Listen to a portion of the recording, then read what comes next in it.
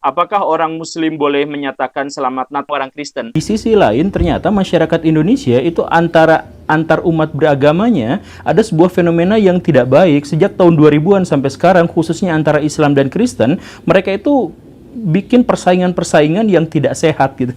Misalkan ada pembakaran rumah ibadah, ada penyegelan rumah ibadah, kemudian di media sosial itu perang. Ada orang-orang yang secara sengaja bikin konten untuk menghujat dan mendiskreditkan agama yang lain, tapi ngakunya di situ apologi agama. Ada yang seperti itu. Kemudian ini bukan seberapa, karena ketika kita masuk ke tempat kerja, ke dunia kerja dan ke tempat pendidikan, itu diskriminasi banyak sekali. Jadi di sekolah-sekolah yang mayoritas dikuasai oleh orang-orang Islam, misalkan banyak orang-orang Kristen yang terdiskriminasi. Atau misalkan di tempat kerja banyak sekali perusahaan-perusahaan Kristen yang Cina-Cina gitu, yang kalau bisa tidak menerima orang-orang Islam, tidak menerima orang-orang lokal yang semacam itu. Itu terjadi di mana-mana. Kenapa bisa seperti itu? Kenapa di satu sisi ketika para biksu Buddha datang ke Indonesia mereka disambut dengan gegap gempita, tetapi di sisi lain antar umat beragama di Indonesia menjadi sangat bermasalah?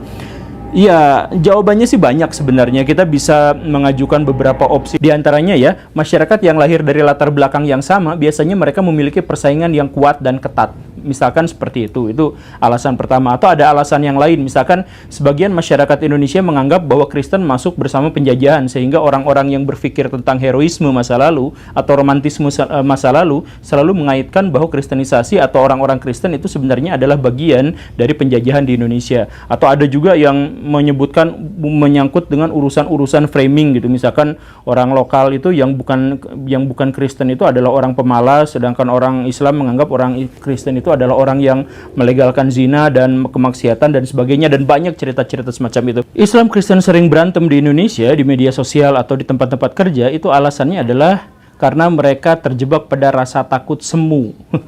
Jadi misal orang-orang Islam itu takut sama orang-orang Kristen karena orang-orang Kristen lebih maju secara pengetahuan dan mereka lebih maju dalam hal ekonomi. Sedangkan orang-orang Kristen itu takut pada orang-orang Islam karena orang-orang Islam itu mayoritas dan menguasai pemerintahan. Dan karena itu maka masing-masing itu dilanda rasa takut yang semu gitu, karena mereka itu terjebak pada identitas komunal mereka. Mereka tidak berpikir bahwa mereka itu bangsa Indonesia, mereka tidak berpikir bahwa ras mereka sebenarnya sama, mereka tidak berpikir bahwa mereka sebenarnya sama-sama manusia, mereka berpikir pada detail-detail yang destruktif, bahwa kami memiliki identitas seperti ini dan bersaing dengan orang dengan identitas seperti itu. Kami memiliki keunggulan di bidang ini tapi kalah di bidang ini sehingga kami takut, begitupun hal yang sebaliknya. Maka muncul ujaran-ujaran, misalkan jangan deket-deket sama orang Kristen, nanti ada murtadisasi gitu. Ada yang seperti itu. Atau misalkan orang-orang Kristen ngomong, udah nggak usah bahas-bahas politik, kita mah orang minoritas lah, ngapain juga bisa ngomong yang seperti itu, nggak akan bisa mengubah apapun gitu. Nah, pikiran-pikiran dan ujaran-ujaran seperti itu adalah wujud dari rasa takut. Dan rasa takut itu adalah salah satu bahan bakar untuk memunculkan persaingan dan pertentangan. Dalam hal ini, konflik atau minimal kontravensi antara Islam dan Kristen itu sama sekali tidak terkait dengan agamanya, tetapi terkait dengan identitas komunal yang mereka ciptakan sendiri untuk kemudian menciptakan rasa takut baru, rasa takut semu, bahwa mereka musuh kita, mereka lawan kita, mereka adalah pesaing kita. Nah, kenapa hal ini tidak terjadi pada orang-orang Buddhis gitu? Kenapa orang Buddhis di Indonesia dibiarkan saja dan ketika ada yang datang malah digituin gitu, disambut? Ya alasannya adalah karena orang-orang Buddhis itu dianggap bukan sebuah ancaman. Nah, karena mereka tidak dianggap sebagai sebuah ancaman, maka mereka tidak ditakuti, dan karena tidak ditakuti, maka karakteristik asli orang Indonesia yang suka menyambut orang dan hal yang semacam itu kemudian muncul kembali. Itu masalahnya. Jadi sebenarnya permusuhan Islam dan Kristen itu gara-gara rasa takut semu itu. Tetapi kenapa orang-orang Buddhis dianggap bukan ancaman, sedangkan Islam dan Kristen dianggap sebagai sebuah ancaman? Ya alasannya itu adalah karena orang-orang Islam dan orang-orang Kristen itu sama-sama menganut ajaran agama misi. Begitu. Jadi di masa yang sangat lampau, orang-orang Nusantara itu kedatangan orang-orang Islam yang kemudian karena motif mereka para penyebar agama itu adalah berdagang dulu secara ekonomi dan kemudian menyebarkan ajaran agama Islam, maka mereka segera saja menguasai wilayah-wilayah pesisiran. Sebaliknya, tak lama kemudian orang-orang Kristen datang dengan para misionaris dan zendingnya. Mereka tidak kebagian tempat di pesisir-pesisir yang sudah dikuasai oleh orang-orang Muslim, sehingga mereka terpaksa masuk menyelusup ke pedalaman. Jadi sekarang di pedalaman itu banyak yang dikuasai oleh orang-orang Kristen, sedangkan yang di pinggiran itu banyak dikuasai oleh orang-orang Islam. Ketika orang-orang Kristen yang di pedalaman mulai berinteraksi dengan orang-orang pesisir, dan orang-orang pesisir yang Islam mulai berinteraksi masuk ke wilayah-wilayah yang lebih dalam, nah mereka mulai bersaing, kan dua-duanya itu mulai menyebarkan misi ajaran agama mereka, dan persaingan itulah yang menjadi awal mula bagi permusuhan, kontravensi dan hal yang sebagainya sampai hari ini. Itu masalahnya tuh di situ. Lalu kenapa muncul agama misi yang seperti itu? Nah, di sini ada sebuah kesalahan gitu ya, kesalahan dari banyak sekali orang-orang yang menganut agama Islam dan Kristen. Kesalahannya itu apa? Jadi gini Baraya, Islam dan Kristen itu adalah ajaran cinta kasih, ajaran agama misi. Kenapa bisa cinta kasih dan misi itu seperti itu? Karena muncul pikirannya itu awalnya muncul dari bahwa kebenaran itu hanya milik kami sendiri. Secara monopolistik itu adalah milik kami. Jadi orang Islam percaya bahwa ajaran agama Islam adalah yang benar, yang lain tidak tahu. Sedangkan yang Kristen, kami yakini bahwa ajaran Kristen itu yang benar, yang lain tidak tahu. Nah, karena seperti itu, dan kemudian karena ajaran kasih itu, mereka berpikiran kalau tidak beragama Islam atau kalau tidak beragama Kristen, maka masuk neraka. Maka itu akan dibenci Tuhan atau hal yang semacam itu. Nah, karena itu maka mereka harus menyebarkan ajaran agamanya untuk menyelamatkan orang-orang yang ada di sana. Jadi awal mula dari ajaran misi itu seperti itu, dari kasih. Jadi bahwa misalkan orang Islam melihat kalau orang-orang non-Islam itu banyak melakukan kemaksiatan, banyak melakukan kerusakan di muka bumi, dan mereka tidak menyembah Tuhan dengan cara yang benar, maka agar murka Tuhan tidak datang pada mereka di dunia dan akhirat, maka mereka harus diselamatkan. Makanya namanya Islam, diselamatkan. Diajak masuk ke dalam ajaran agama Islam, kemudian diajari untuk tidak melakukan kemaksiatan-kemaksiatan. Prinsipnya itu seperti itu. Sehingga ketika mereka menyebarkan ajaran agama misi itu, mereka sebenarnya atas dasar cinta kasih. Itu ajaran Islam dan Kristen pada awalnya seperti itu. Tetapi pada masa-masa berikutnya terjadi pergeseran yang sangat radikal. Jadi pola pikirnya itu berubah. Jadi kenapa saya mengajak kamu ke dalam agama saya, itu bukan gara-gara kasih, tapi gara-gara kami memiliki kelompok yang besar, itu memiliki kelompok yang besar, ayo banyak-banyakan kelompok gitu. Karena ada dalam persaingan, dan inilah yang pada akhirnya memunculkan konflik. Karena semestinya ajaran agama kasih, tapi kemudian berubah menjadi ajaran agama konflik, karena jadi kubu-kubuan, banyak-banyakan. Makanya kemarin di TikTok dan di short YouTube itu ada satu video yang viral, itu penontonnya jutaan. Ada kesaksian dari seorang muslimah baru beres umroh, tapi malah murtad masuk Kristen gitu ya. Ada videonya potong di situ. Nah, kalimat pertama di komentar pertama yang paling banyak like-nya itu adalah kata orang Islam nih, kami tidak butuh perempuan yang semacam itu. Nah, itu artinya apa? Pikirannya salah, perspektifnya salah. Mereka menganggap bahwa agama itu kubu-kubuan. Jadi, kami nggak butuhlah kalau orang dia. Jadi kan itu adalah kubu-kubuan. Seharusnya yang dipikirkan itu, saya mau mengajak dia masuk ke dalam ajaran agama Islam, karena hanya Islam saja yang membawa kepada kebaikan orang itu. Saya sangat sayang pada orang itu, sampai saya tidak mau dia mendapatkan murka dari ilahi.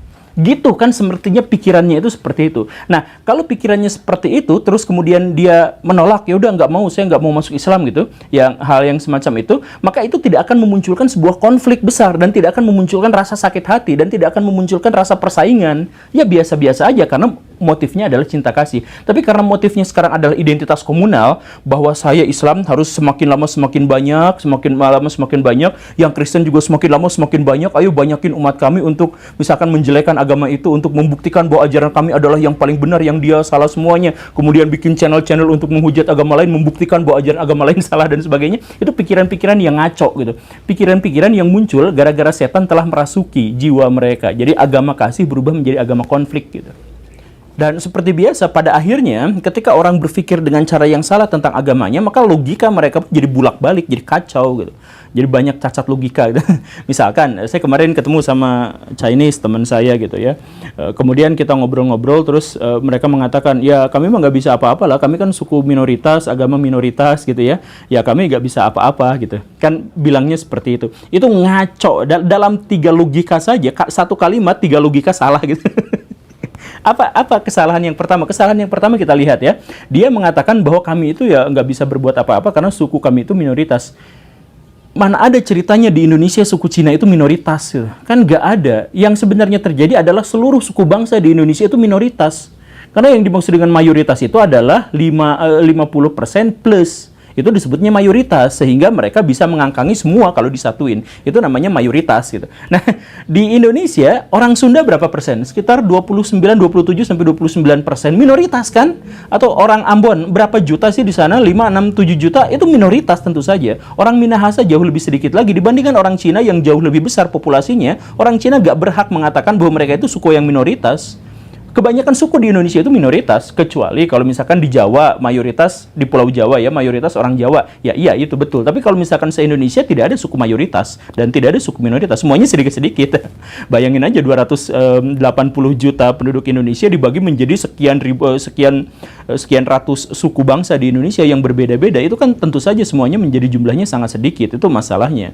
Atau misalkan ketika mereka mengatakan bahwa ya kan kami itu agamanya minoritas. Nah, ini juga sebenarnya adalah pernyataan yang agak keliru. Secara legal, agama mereka itu minoritas. Katakanlah Kristen gitu, cuman 10% kalau disatuin antara Katolik dengan Protestan, anggaplah seperti itu gitu ya. Tapi itu sebenarnya bukan minoritas. Karena apa? Karena yang membela mereka itu sama banyaknya dengan yang menentang mereka, atau yang membela mereka bahkan jauh lebih banyak daripada yang menentang mereka. Kan begitu. Jadi ketika mereka misalkan dilecehkan atau apa, yang menggaung-gaungkan, yang protes itu, misalkan ketika ada gereja dibakar gitu, orang-orang Kristennya banyak yang diem, yang ngelawan itu justru adalah orang-orang Islam lewat Komnas HAM lah, lewat Cokro TV lah, lewat politisi-politisi dari PDIP lah, lewat orang-orang yang seperti itu. Jadi mereka itu gak layak untuk disebut sebagai minoritas, karena walaupun secara legal mereka itu agamanya lain, tetapi mereka ada dalam kubu yang sama besar dengan pesaingnya gitu, atau bahkan kubu yang lebih besar daripada pesaingnya. Bahkan Presiden mengucapkan selamat hari Natal misalkan kepada mereka gitu kan. Dan kalau misalkan dikatakan mereka tidak memiliki kuasa juga, itu ngaco banget Baraya. Jadi misalkan yang Kristen katanya, wah kami didiskriminasi, kami di pemerintahan aja susah ya, bla bla bla dan sebagainya gitu ya. Yang kemarin itu Johnny Plata yang katanya menjadi salah satu koruptor terbesar sepanjang sejarah Indonesia, dia Kristen. Bukan soal koruptor jadi Kristennya, bukan, tapi sebelum jadi koruptor itu dia pejabat tinggi, dia menteri, yang menunjukkan bahwa orang Kristen di dunia pemerintahan Indonesia diterima dengan sangat baik. Secara rata-rata ada 10% orang Kristen di kabinet Indonesia dalam sejarah. Dan itu sesuai dengan proporsi jumlah penduduk orang-orang Kristen di Indonesia. Atau misalkan kemarin Verdi Sambo, itu sebelum ditangkap itu jabatannya apa? Polisinya polisi. Dia salah satu puncak kepolisian dan nggak jadi masalah. Artinya apa? Dia orang Kristen tapi bisa. Jadi jangan berpikir bahwa kita tidak memiliki peluang yang sama, kita terdiskriminasi dan sebagainya. Iya, kita di banyak sekali posisi kita banyak terdiskriminasi. Orang Islam didiskriminasikan di perusahaan-perusahaan Kristen. Jangan ngelak ya, saya punya datanya. Dan orang-orang Kristen juga susah sekali untuk mencapai pekerjaan di tempat-tempat tertentu. Itu juga jangan mengelak karena memang banyak diskriminasi seperti itu. Ya, itu benar, tetapi itu justru lahir dari pola pikir yang salah, bukan gara-gara dari agamanya, tapi gara-gara ketakutan semu. Baraya begini, ketika saya membuat video-video yang kontroversial, itu tentu saja tidak demi kepentingan kebencian, tidak demi kepentingan ego dan sebagainya, tetapi karena saya memang berharap atas solusi yang ada. Setidaknya pandangan-pandangan saya itu dipertimbangkan sebagai sebuah jalan solusi, bukan bagian dari masalah yang ada. Termasuk dalam hal ini, saya melihat bahwa Muslim di Indonesia secara khusus itu adalah masyarakat yang agak sakit pada bagian-bagian tertentu saja, tidak semuanya. Semisal ketika orang-orang di Indonesia yang Muslim melihat pembantaian atau hal-hal yang sadis yang diterima oleh masyarakat Muslim di Rohingya, itu mereka protes luar biasa, mereka mengerumuni kedutaan-kedutaan. Atau kemudian ketika misal ada kejadian yang serupa terjadi di India atau di Cina atau di Palestina yang paling terkemuka dan sebagainya, mereka marah luar biasa. Tentu saja kekejian, kejahatan itu memang harus dibenci. Tetapi yang lupa itu adalah bahwa masyarakat Muslim sendiri di negerinya sendiri di Indonesia sering sekali melakukan tindakan-tindakan kekerasan dan diskriminasi terhadap orang-orang minoritas, tetapi mereka tidak sadar itu. Nah, itulah uniknya di sini ketika misalkan saya sampaikan di video ini bahwa Muslim di Indonesia itu banyak melakukan tindakan kekerasan dan kita bisa melihat datanya itu baik di kepolisian maupun Komnas HAM, orang-orang Muslim pada umumnya tidak tahu atau bahkan tidak mau tahu atau menolak itu. Mereka Muslim itu kebanyakan di Indonesia ya berpikir bahwa kami itu di sini sebagai mayoritas baik-baik saja, memperlakukan minoritas dengan sangat baik dan sebagainya. Di Indonesia, mayoritas penduduknya adalah Muslim, bahkan Muslim di Indonesia adalah yang terbesar di dunia sampai sejauh ini. Pemerintahan kita juga selalu dipegang oleh pemerintahan Muslim, dan pemerintahan Muslim itu karena banyak menerima masukan dari masyarakat, akhirnya memperbolehkan juga kemunculan bank-bank syariah, kemudian asuransi syariah, atau semuanya berlabel syariah. Atau bahkan dari mulai Indomie yang paling sederhana sampai hal-hal yang lebih ngejreng pun ada label halalnya dan sebagainya. Kemudian kita juga bisa melihat bahwa dalam hukum perdata yang diberlakukan di Indonesia itu sekitar 80-90% itu adalah berasal dari hukum-hukum perdata Islam, dan ada begitu banyak pengistimewaan yang diserahkan kepada masyarakat Muslim sebagai mayoritas, dan itu memang hak mereka. Tetapi dengan kondisi seperti itu pun mereka uniknya ini masih mengira bahwa mereka itu korban, bahwa mereka itu ditindas oleh minoritas, diinjek-injek oleh penguasa yang pro kafir, pro asing dan sebagainya. Mereka selalu berpandangan bahwa kami adalah korban, walaupun dengan realitas yang jelas-jelas menunjukkan bahwa Muslim itu dimanjakan di Indonesia. Sedemikian merasa dizoliminya sampai di Indonesia yang mayoritas penduduknya Muslim, ada ormas yang menyatakan pembela agama Islam. Artinya mereka tuh menganggap bahwa kita orang-orang Islam itu selalu disakiti, makanya sampai memunculkan pembelaan gitu, atau front pembela misalkan seperti itu. Dan uniknya lagi, mereka seling berkoar-koar bahwa silahkan bubarkan kami, besok kami muncul lagi. Itu jadi seakan-akan punya kekuatan kakuzu gitu. Udah mati bisa hidup lagi karena jantungnya ada 5. Apakah kita harus mengeluarkan renceng sureken gitu atau apa gitu? Jadi begini Baraya, terorisme itu salah satu karakteristik dasarnya itu adalah bahwa merasa dirinya itu adalah korban dan tidak memiliki pilihan. Maka kenapa dia harus ngebom orang lain, harus menyakiti orang lain dan sebagainya? Karena pikiran mereka adalah dia adalah orang yang baik, kemudian dia menjadi korban. Dia identitasnya dan kelompoknya itu adalah korban dari segitu banyak orang yang ada di sekelilingnya. Orang-orang teroris itu berpikir bahwa orang-orang yang ada di sekelilingnya itu adalah kafir, musuh, dan mengintimidasi dan menyakiti dia, sehingga dia harus pergi melawan. Karena kekuatan yang ada di luar itu demikian besar, demikian mengintimidasi, ada elit globalnya, ada Yahudi konspirasi apa dan sebagainya, maka teroris-teroris ini merasa tidak memiliki pilihan kecuali untuk mengorbankan dirinya demi melakukan hal yang positif, hal yang baik.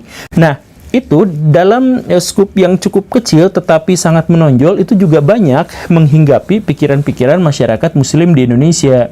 Pikiran bahwa mereka itu ditindas oleh sekelompok besar orang yang ada di sekelilingnya, dan mereka merasa tidak apa-apa, tidak bisa apa-apa. Mereka hanya bisa difitnah, ditendang. Jadi kalau ada berita buruk tentang Islam atau berita bahwa Muslim melakukan kekerasan misalkan, itu langsung saja selesai dianggap fitnah. Kalau ada yang menyebut bahwa Muslim menjadi korban, itu tanpa ngecek mereka langsung percaya gitu kan. Kita ambil masalah yang sangat sederhana, misalkan masjid. Di dalam Islam, masjid itu tidak boleh dibikin sembarangan. Kalau masjid itu mau dibangun, maka syarat utamanya adalah masjid yang sebelumnya ada itu harus penuh duluan. Kalau masjidnya sudah penuh, jangan dibikin masjid yang baru. Kan aturan di dalam Islam itu seperti itu. Tetapi realitasnya di Indonesia, kalau ada artis, kalau ada pejabat, koruptor, dan sebagainya yang pengen membersihkan diri, dia bikin masjid, 5 masjid, 10 masjid, atau bahkan ada masjid yang berkubah emas dan sebagainya.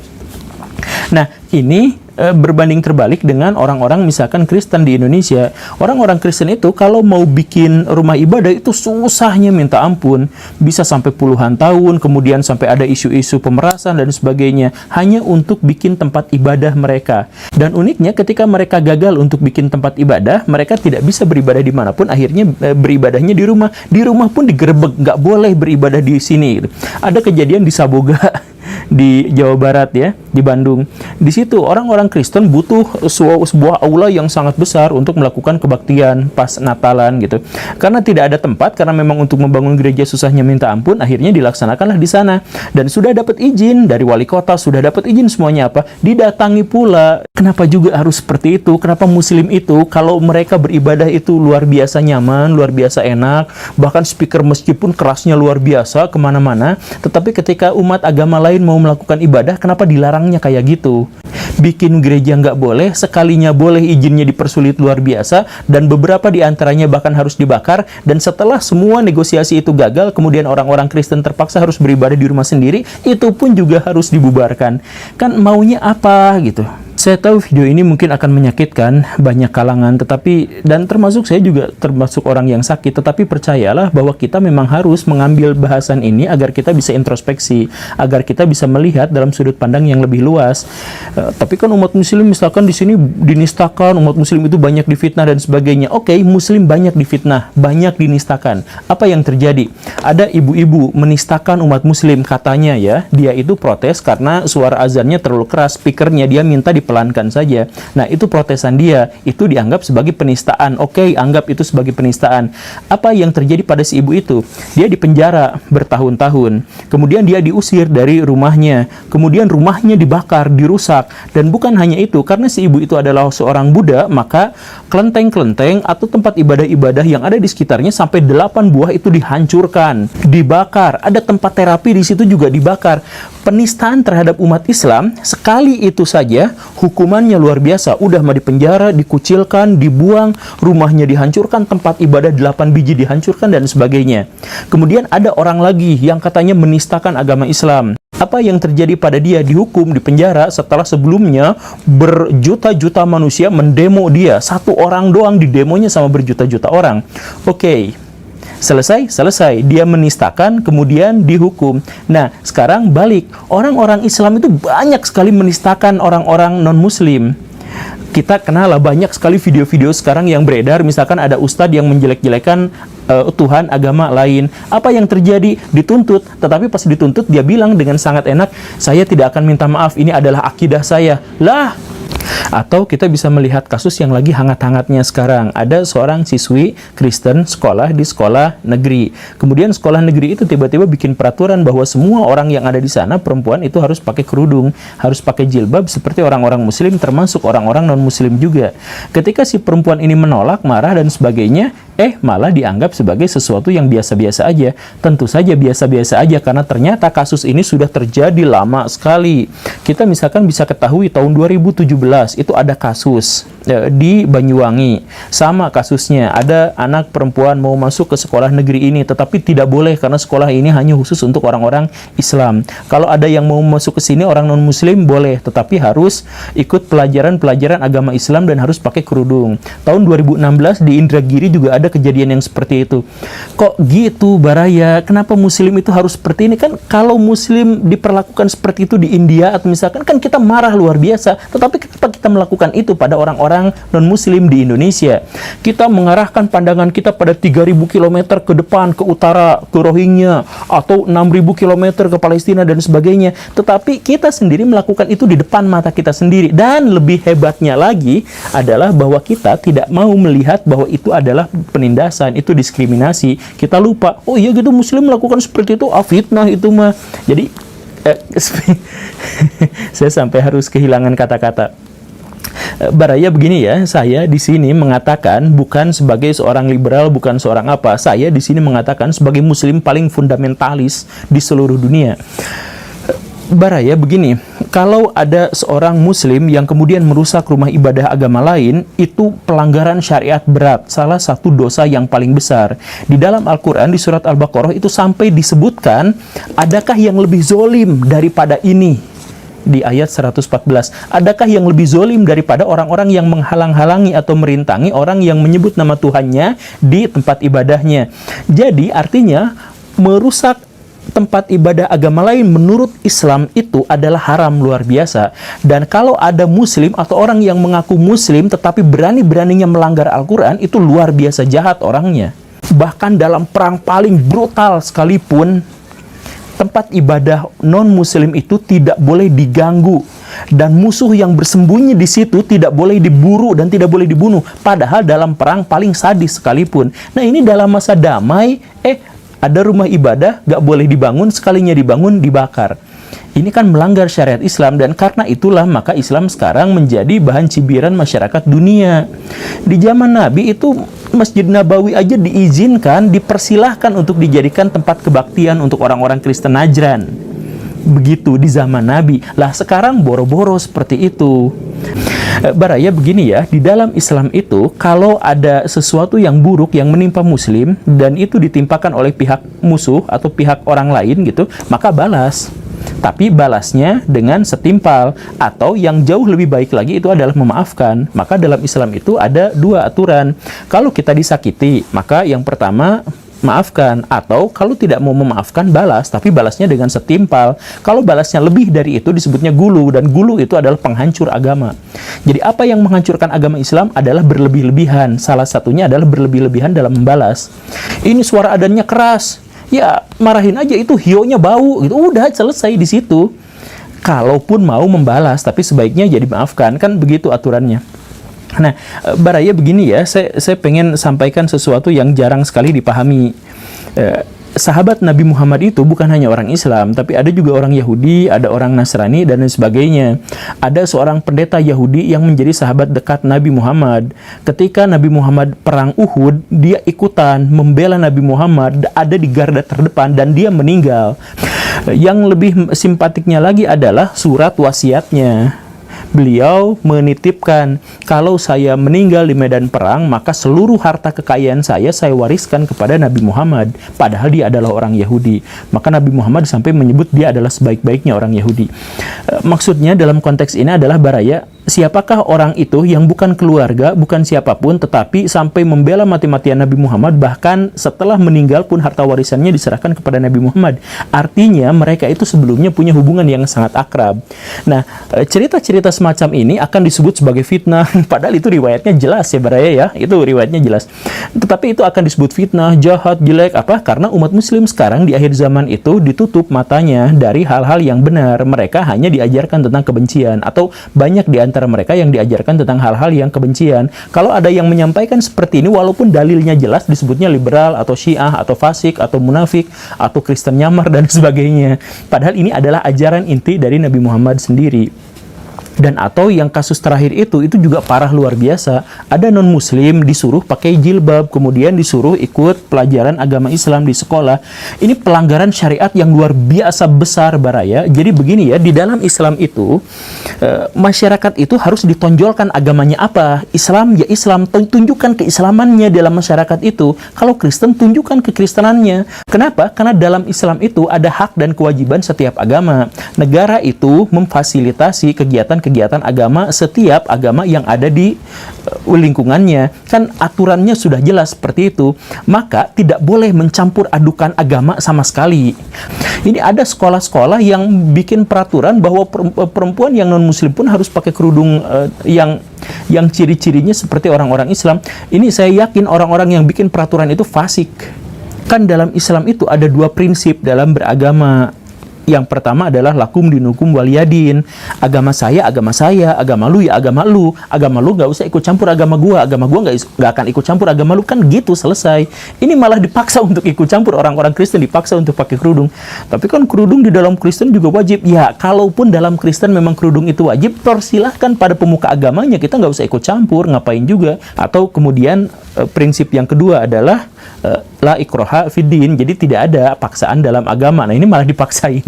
Itu prinsip-prinsip Islam sejak awal dirusak, tetapi ketika saya menyuarakan atau ada orang-orang yang menyuarakan seperti ini, dikatakan liberal, dikatakan jahat, dikatakan apa. Kebalik, Baraya, itu orang-orang yang seperti itu yang melakukan penistaan. Ormas-ormas Islam yang katanya membela Islam itu kemana aja? Ini syariat Islam diinjek-injek seperti ini, mereka diam-diam aja, santai-santai aja.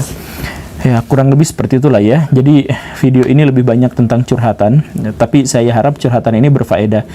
Kalau Baraya mau diskusi, silakan diskusikan di kolom komentar dengan sebijak-bijaknya, dengan sebaik-baiknya. Kalau Baraya mau menghujat, yaitu hak Baraya. Tetapi ketika Baraya menghujat seseorang, maka yang akan ketahuan jahatnya itu bukan orang yang dihujatnya. Terima kasih karena sudah menyimak. Saya Guru Gembul. Assalamualaikum warahmatullahi wabarakatuh.